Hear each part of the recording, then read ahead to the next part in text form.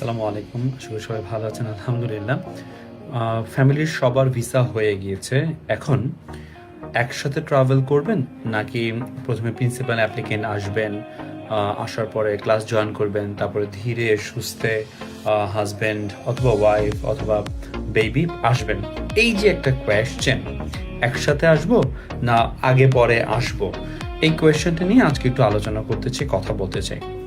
প্রথম কথা হচ্ছে, এখানে আসার পরে বিভিন্ন ধরনের কাজ থাকে, যেমন ব্যাংক অ্যাকাউন্ট খোলা, সোশ্যাল ইন্স্যুরেন্স নাম্বার নেওয়া, আইডেন্টিটি ড্রাইভিং লাইসেন্স নেওয়া, রাইট, ইউনিভার্সিটির পরিচিতি যে পাওয়া, সেটা একটা ইম্পর্টেন্ট ফ্যাক্টর। সাথে সাথে আপনার বাসা ভাড়ার একটা ব্যাপার আছে, রাস্তাঘাট চেনার একটা ব্যাপার আছে। আর সবচেয়ে বড় কথা যেটা, সেটা হচ্ছে আপনার বেবি যদি আপনার সাথে থাকে, যে কিনা স্কুল গোয়িং, তার কিন্তু স্কুল শুরুই হচ্ছে সেপ্টেম্বরে, অর্থাৎ মানে আপনার বাচ্চা যে ডিপেন্ডেন্ট, ওর স্কুলটা শুরুই হচ্ছে কিন্তু আপনার সেপ্টেম্বর থেকে। ভুলেও কিন্তু তাকে একটু লেট করে আনাটা আপনার উচিত হবে না।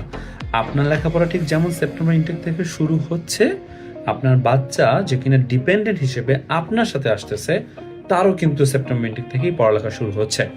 বাচ্চাদের ইনটেক কিন্তু সেপ্টেম্বরটাই খুবই জরুরি, কিন্তু এটা কিন্তু you can not miss it, right. একটা জিনিস এখানে আমি বলতে পারি যে ভাইয়া, অনেক দিন ধরে চাকরিতে আছি, চাকরি থেকে এখন আমি ছুটি ম্যানেজ করতে পারিনি, বা চাকরি রিজাইন দিয়ে আমি এখন আসতে পারি নাই, so it is taking more time, so এই জন্য আমি পরে ট্রাভেল করতে চাচ্ছি, ব্যাপারটা এরকম, রাইট। তো আমি আপনাকে সাজেশন দিব যেটা, আপনি চাকরি থেকে এখনই রিজাইন না নিয়ে আপনি ছুটি নেন, 1 মাস বা 2 মাসের একটা ছুটি নেন। ছুটি নিয়ে আপনি আপনার ওয়াইফ বাচ্চাদেরকে এখানে এসে সেটেল ডাউন করেন প্রথমে, তারপরে ইনশাআল্লাহ নিজেও সেটেল ডাউন হন। নিজে সেটেল ডাউন হওয়া মানে হচ্ছে আপনার এখানে ব্যাংক অ্যাকাউন্ট ওপেন করা, আপনার সোশ্যাল ইন্স্যুরেন্স নাম্বার নেওয়া, আপনার ড্রাইভিং লাইসেন্স নেওয়া, হ্যাঁ, আপনার অন্টারিওর যে মানে যে সকল স্পেসিফিক যে জিনিসগুলো, করণীয় কাজগুলো আছে, এগুলো করে ফেলা।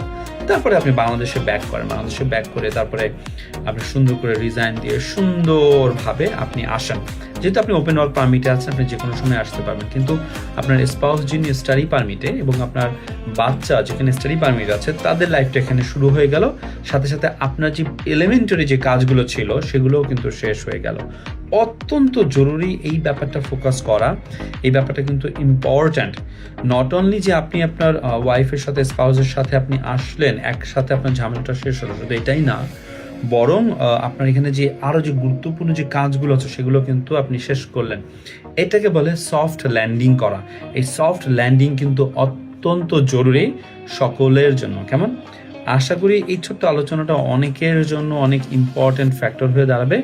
আল্লাহ ভরসা, সবাই ভালো থাকবেন, সুস্থ থাকবেন। Welcome to Canada. আসসালামু আলাইকুম রহমতুল্লাহ।